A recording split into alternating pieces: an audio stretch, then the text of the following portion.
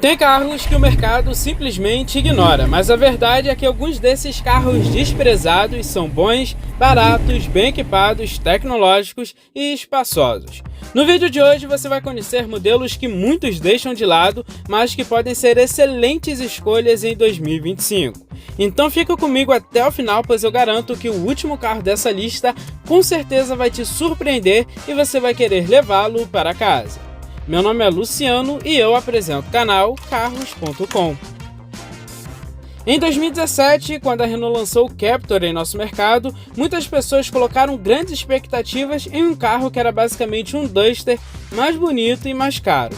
Mas em outros países, o Captur é um carro muito mais refinado, e é por isso que aqui no mercado brasileiro muitas pessoas acabaram se decepcionando com esse modelo, já que você levava um Captur tanto em relação a equipamentos, tecnologias e até mesmo na mecânica, e não fazia sentido algum você pagar a mais para levar o mesmo carro.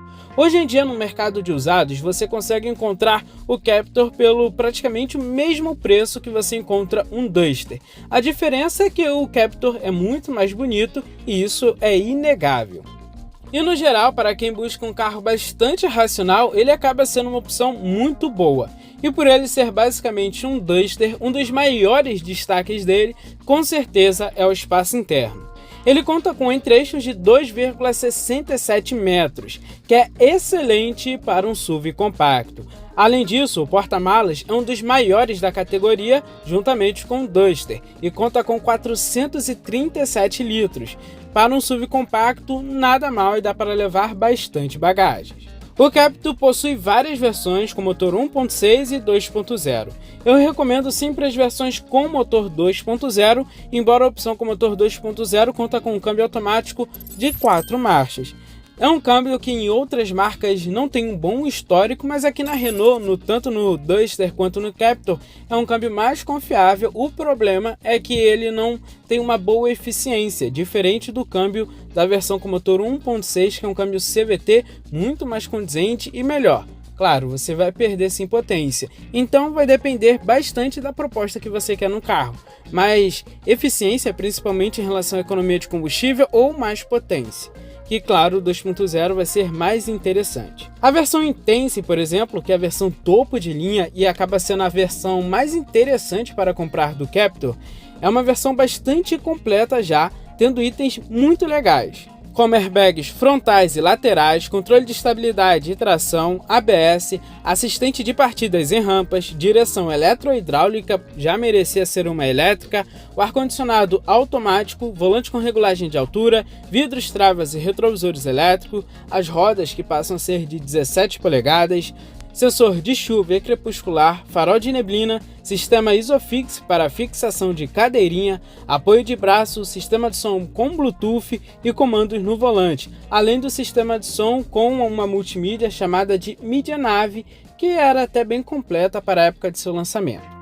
Na parte mecânica, o Captur utiliza o mesmo motor do Duster também, é um 2.0 F4R Flex, que gera 148 cavalos com álcool e 143 cavalos com gasolina a 5.750 RPM. Ele tem 20,9 kg de torque com álcool e 20,2 kg de torque com gasolina a 4.000 RPM. O câmbio dele é um automático convencional de 4 marchas, chamado de DP2. Com isso, ele faz um 0 a 100 km por hora em 10,9 segundos e atinge uma velocidade máxima de 179 km por hora. Com todo esse conjunto mecânico, o Captur tem um consumo na média da categoria, mas merecia ser melhor. Dentro da cidade, espere uma média de 6,2 km por litro com álcool e 8,8 km por litro com gasolina. Nada mal essa média com gasolina dentro da cidade. Mas na rodovia, os seus 7,3 km por litro com álcool e apenas 10,8 km por litro com gasolina acaba decepcionando. Em relação ao preço, o Renault Captur do ano de 2017, na versão Intense, que é a topo de linha, e também tinha até um opcional muito interessante que era o sistema de som Premium da Bose. Você vai encontrar no mercado de usados a partir dos seus 65 a 70 mil reais e vale super a pena. É um baita carro nessa faixa de preço e é um carro bastante racional, tem bastante espaço interno, um porta-malas excelente, uma confiabilidade mecânica acima da média e um baixíssimo custo de manutenção. Um sedã muito legal que foi lançado há cerca de 2 a 3 anos aqui no Brasil é o Nissan Sentra da última geração, um baita carro que já vai sair de linha para dar lugar à nova geração que, aliás, já está em testes aqui no Brasil, e esse carro aqui, que já tem um bom custo-benefício no mercado de usados, ficará com um custo-benefício melhor ainda, já que chegando à nova geração, esse modelo consequentemente vai desvalorizar.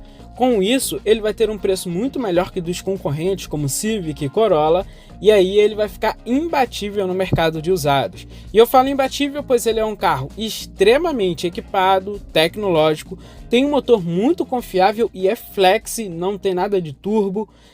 Claro, você perde em relação à eficiência e talvez potência, mas em algumas situações você ganha durabilidade e confiabilidade mecânica também. Então é um baita carro para quem quer um carro super racional, muito bonito, que chama atenção por onde passa. Aliás, eu pude testar esse carro aqui no canal por 7 dias, que a Nissan do Brasil disponibilizou para a gente testar aqui, e foi uma experiência excelente, foi um dos carros que eu mais gostei de testar. É um carro muito equilibrado e que com certeza tira sorriso de todo mundo. O interessante é que o Sentra foi lançado em apenas 2 versões aqui no Brasil, ambas muito bem equipadas. Tinha a versão de entrada chamada Advance, que tem um custo-benefício excelente, principalmente 0 km, que custa na faixa entre 140 e 150 mil reais, que hoje em dia é preço de SUV compacto, e você vai estar levando um carro médio para casa muito mais refinado. E a versão Exclusive, que pode até mesmo chegar nos 200 mil reais ou ultrapassar, dependendo do que você vai equipá-lo. E é um baita carro a versão Exclusive no mercado de usados, que acaba tendo melhor custo-benefício e um preço bastante semelhante com a versão de entrada. E a versão Exclusive porque ela tem um melhor custo-benefício, justamente por ela ser mais equipada.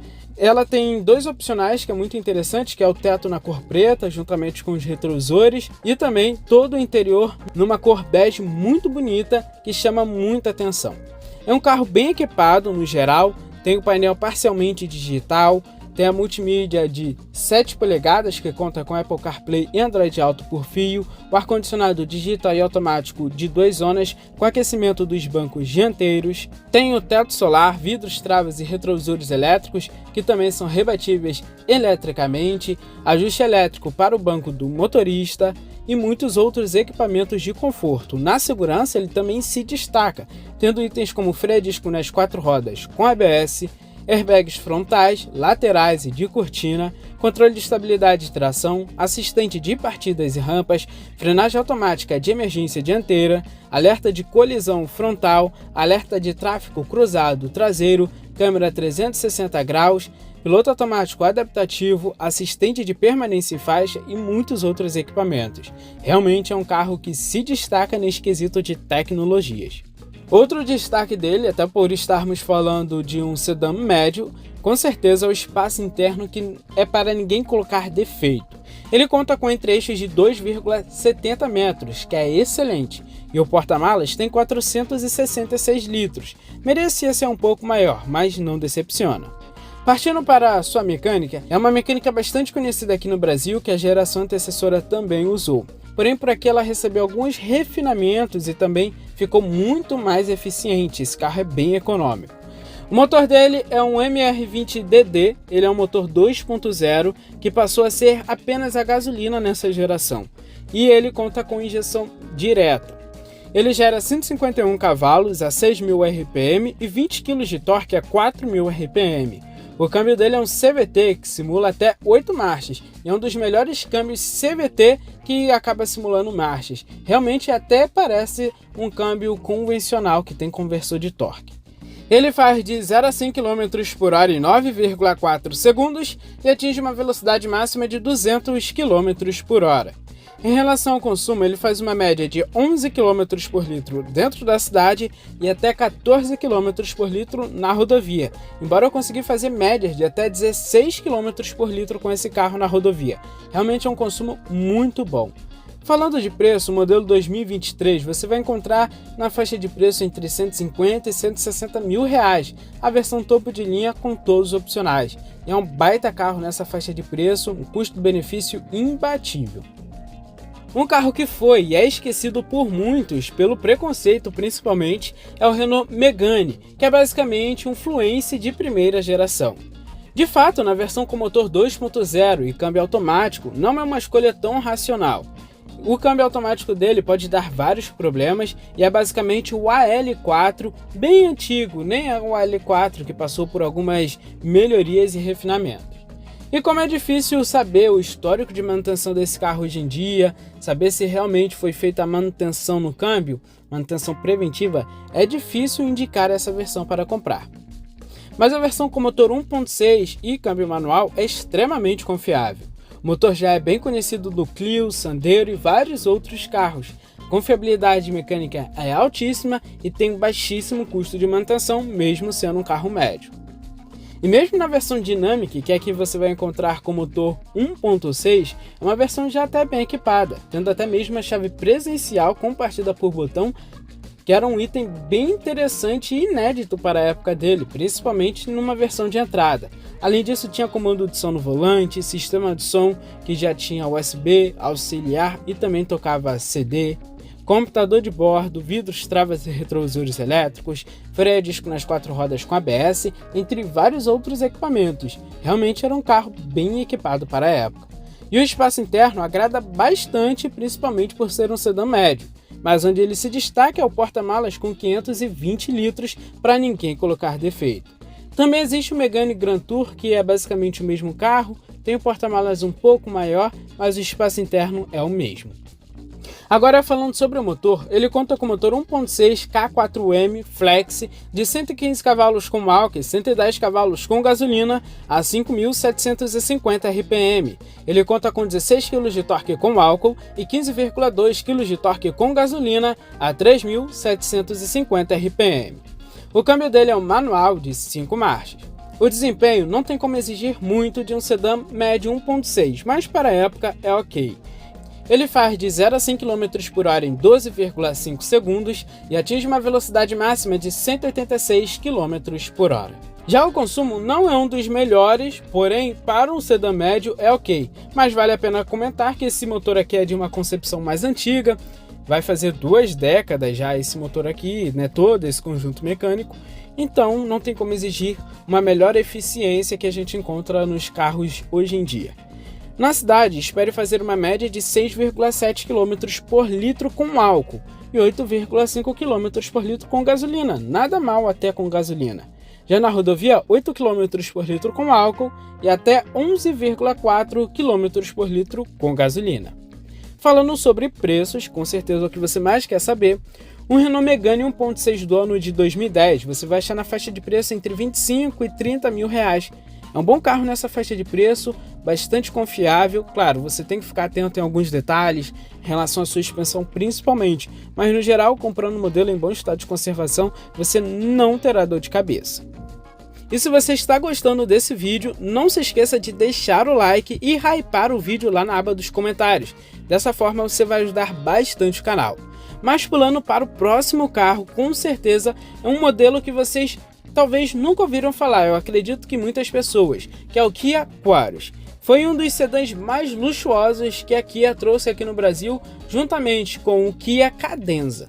Mas infelizmente, assim como a grande maioria dos carros, a Kia não fez um bom marketing na época de seu lançamento e com certeza esse carro aqui foi um grande fracasso de vendas, até porque era um carro bastante nichado.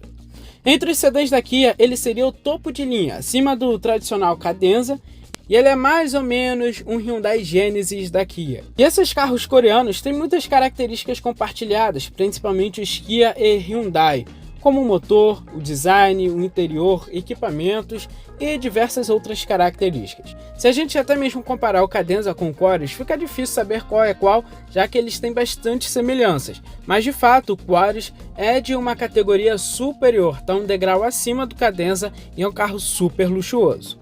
Tanto que na única versão que ele foi lançada por aqui, tem muitos equipamentos que remetem a essa proposta de ser um carro mais luxuoso e bastante nichado. Entre os itens mais convencionais temos o ar-condicionado digital e automático de 3 zonas, o teto solar duplo panorâmico, painel 100% digital chamado de Supervision, volante com regulagem elétrica, abertura elétrica da tampa do porta-malas, chave presencial, faróis de xenon adaptativos, câmera dianteira e traseira, o total de 9 airbags, sendo frontais, laterais e de cortina e para o joelho do motorista e passageiro. Também conta com controle de estabilidade e tração e diversos outros equipamentos que realmente chamam a atenção até nos dias de hoje. Mas também existem outros itens muito interessantes que a gente não vê em outros carros comuns nem nos dias de hoje. Para os ocupantes traseiros, ele conta com 2 telas no encosto de cabeça dos bancos dianteiros que dispõem de diversas funcionalidades, algumas delas da mídia e também do ar-condicionado. Além disso, no apoio de braço você tem um console que pode controlar o ajuste elétrico dos bancos, o aquecimento ou a ventilação. Além disso, controla também as cortinas dos vidros laterais e traseiro e também o teto solar, além de diversas outras funções. É um carro fenomenal que não decepciona em nada. Espaço interno, equipamentos, acabamento, tudo é de primeira classe. Ele disponibilizava o que tinha de melhor na Kia daquela época.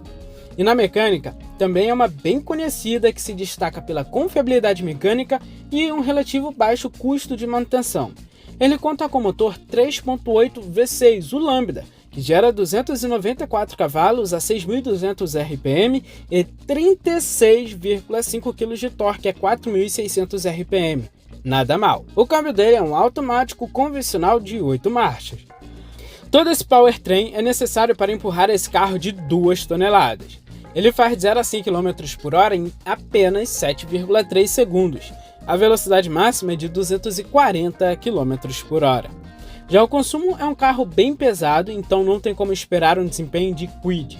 Ele faz, dentro da cidade, cerca de 5 km por litro, no máximo os seus 6 km por litro. Na rodovia, 9 km por litro. Até que não é um carro nada impossível de manter em relação à mecânica, já que, principalmente do motor, você encontra com bastante facilidade. O problema mesmo fica em relação às peças de acabamento. Embora, como a Hyundai importou esse carro de forma oficial, ela presta assistência até hoje em dia. Agora, em relação ao preço dele, varia bastante no mercado de usados, indo de 140 mil a 200 mil reais. Isso porque existem poucas unidades, algumas unidades têm a quilometragem bem acima do esperado, outras bem abaixo, então varia bastante do estado de conservação do carro. Tudo isso contribui para um preço mais alto ou baixo. Mas deixa aí nos comentários, nessa faixa de preço você levaria o Quarus para casa ou escolheria outra opção mais racional? Outro carro que aqui no Brasil talvez não tenha vingado tanto, principalmente pelo custo de manutenção muito alto, é o Land Rover Freelander 2. Pelo que eu andei pesquisando e me informando bastante sobre esse carro, sempre que eu gosto de trazer um carro mais diferenciado aqui para o canal, eu gosto de pesquisar bastante e ver bastante também opiniões de dono, eu percebi que esse carro aqui, em si, ele não é uma bomba. Todos os carros, uma hora ou não, vai dar uma manutenção corretiva. Só que no caso do Freelander, o custo de reparo é altíssimo, e levando em consideração que esse carro chega em mãos erradas, muitas pessoas acabam negligenciando a manutenção preventiva e corretiva, e é aí que o carro vira uma bomba. Às vezes não é culpa do carro em si, já que é a pessoa que tem que saber se aquele carro se adequa à realidade dela ou não. E muitas pessoas compram esse carro, que é um preço de um carro popular, mas o custo de manutenção continua sendo de um carro de luxo. E se você não se atentar, não comprar um carro bem revisado, não fazer uma pré-compra excelente para você evitar dor de cabeça, você vai levar uma bomba para casa. O Freelander tem 2 opções de motorização, a 3.2 de gasolina e a 2.2 diesel. Ambas são muito boas, mas a gasolina consegue ser mais duradoura ao passar do tempo. A diesel usa correia dentada, a gasolina acaba usando corrente de comando. Problemas na bomba e nos bicos normalmente só as diesel apresentam. Então, colocando na balança, o interessante é você sempre fazer uma excelente pré-compra para você não comprar esse carro aqui em mãos erradas. Mas eu indicaria também sempre optar pela versão 3.2 a gasolina, que tem mais chances de não te dar dor de cabeça. Lembrando que as diesel vieram a partir de 2011, então as antecessoras sempre são a gasolina. O Freelander usa o motor 3.2 SI6 6 cilindros em linha que gera 233 cavalos a 6.300 RPM e 32,3 kg de torque a 3.200 RPM. O câmbio dele é um automático convencional de 6 marchas, o Aisin AWF21. Com isso ele faz 0 a 100 km por hora em 8,9 segundos e atinge uma velocidade máxima de 200 km por hora. Agora falando sobre o consumo, que também acaba sendo bastante puxado, ele faz cerca de 5,5 km por litro dentro da cidade e até 8 km por litro na rodovia. O Land Rover Freelander 2 do ano de 2009 você vai encontrar na faixa de preço entre 40 e 55 mil reais. O preço é chamativo, mas vale novamente comentar, o custo de manutenção continua sendo de um carro de luxo. O Ford Focus de terceira geração sempre foi um grande diferencial na categoria, talvez um dos melhores modelos na época de seu lançamento. Tinha muitos equipamentos e inovações, como o primeiro motor flex do mundo a ter injeção direta, porém devinha em alguns pontos, como no espaço interno e principalmente na confiabilidade mecânica em relação ao câmbio, que era o famigerado Power Shift. Hoje em dia a gente sabe que tem diversas mecânicas que são especializadas apenas em Power Shift, tem como corrigir alguns problemas crônicos e alguns defeitos, poderia se dizer, também diversos defeitos do câmbio que poderia acarretar em diversos outros problemas crônicos. Hoje em dia você consegue resolver tudo isso. Porém, querendo ou não, muitas pessoas ainda não têm acesso a mecânicas assim, não é em todo o Brasil que tem esse tipo de mecânica especializada e com isso, infelizmente, é um câmbio que pode sim dar diversos problemas e um custo de manutenção alto. E até mesmo os modelos que tiveram a garantia estendida já está chegando ao fim e com isso você tem que pensar bastante se vale a pena comprar esse modelo. Mas é um carro que se destaca bastante, é muito tecnológico e completo. E se você levar em consideração que comparando com o Corolla, por exemplo, ele custa 30, 20 mil reais a menos, você pode levar em consideração em comprar esse carro e saber que esses 20, 30 mil reais a menos é um desconto caso você precise fazer alguma manutenção no câmbio. Aí acaba valendo a pena, você vai levar um baita carro e se der algum problema você já está preparado para resolver. Mas agora comprar esse carro da cegas sem se prevenir, fazer uma boa pesquisa, uma boa pré-compra, aí você pode ter bastante dor de cabeça e o seu sonho pode virar sim um pesadelo. Na versão Titanium Plus, por exemplo, você tinha itens bem diferentes, como os faróis Bichenon, um computador de bordo com uma tela de 4,5 polegadas, dependendo do ano ele tinha uma central multimídia com a Sync 3 que já tinha Android Auto e Apple CarPlay, além de GPS nativo, o ar-condicionado digital e automático de 2 zonas, teto solar, vidros, travas e retrovisores elétricos que também eram rebatíveis eletricamente, bancos em couro com regulagem elétrica para o motorista, freios nas 4 rodas com ABS, 6 airbags sendo 2 frontais, 2 laterais e 2 de cortina, controle de estabilidade de tração, frenagem automática de emergência e também alerta de tráfego cruzado, sensores de estacionamento dianteiro, câmera de ré e muitos outros equipamentos. É um carro bastante tecnológico e equipado para a época. A mecânica do Focus é a parte que eu acho mais legal em parte. O motor dele é o 2.0 Duratec com injeção direta. Como eu comentei anteriormente, foi o primeiro motor flex do mundo a ter injeção direta. E o motor em si, fazendo as revisões, é muito confiável. É um motor já de uma concepção mais antiga, porém que teve vários refinamentos e melhorias. É um motor que gera 178 cavalos com álcool e 175 cavalos com gasolina a 6.500 RPM. Ele conta com 22,5 kg de torque com álcool e 21,5 kg de torque com gasolina a 4.500 RPM. Ele faz 0 a 100 km por hora em apenas 9,1 segundos e atinge uma velocidade máxima de 206 km por hora. O consumo para um sedã médio é muito bom, fazendo na cidade 6,5 km por litro com álcool e 9,9 km por litro com gasolina. Já na rodovia, essa média passa para 8,3 km por litro com álcool e até 13 km por litro com gasolina. Uma delas é a injeção direta, que das gerações anteriores não tinha. É um motor que gera até 178 cavalos com álcool e 175 cavalos com gasolina. E é claro, estamos falando de um carro que tem uma concepção um pouco mais antiga, por isso que eu estou falando que o consumo dele é relativamente bom. Um carro desse fazer quase 10 km por litro dentro da cidade com gasolina é excelente. Agora falando de preços, um Focus Titanium Plus, seja o Fastback ou o Hatch, você vai encontrar na faixa de preço do ano de 2016 a partir dos R$ 65 mil. É um baita custo-benefício, mas lembrando que o custo de manutenção em relação ao câmbio pode ser assim um pouco mais alto, e por isso que hoje em dia é um carro desprezado e ignorado no mercado de usados. Embora em todas as outras características seja quase excelente, é o carro quase perfeito, exceto pelo espaço interno e o famigerado câmbio. O Mercedes C180 é sem dúvidas uma das opções mais racionais para quem quer entrar no mundo dos carros de marcas premium. É um carro muito bom, tem um custo de manutenção que não é nada proibitivo, é caro, mas nada fora da realidade. Além disso, tem uma alta confiabilidade mecânica. Claro, se você comprar esse carro em bom estado de conservação e que os donos anteriores tenham feito a manutenção preventiva corretamente. Dessa forma, vai evitar dor de cabeça e, consequentemente, um custo de manutenção alto. Era vendido apenas com motor 1.6 turbo e na versão Sport.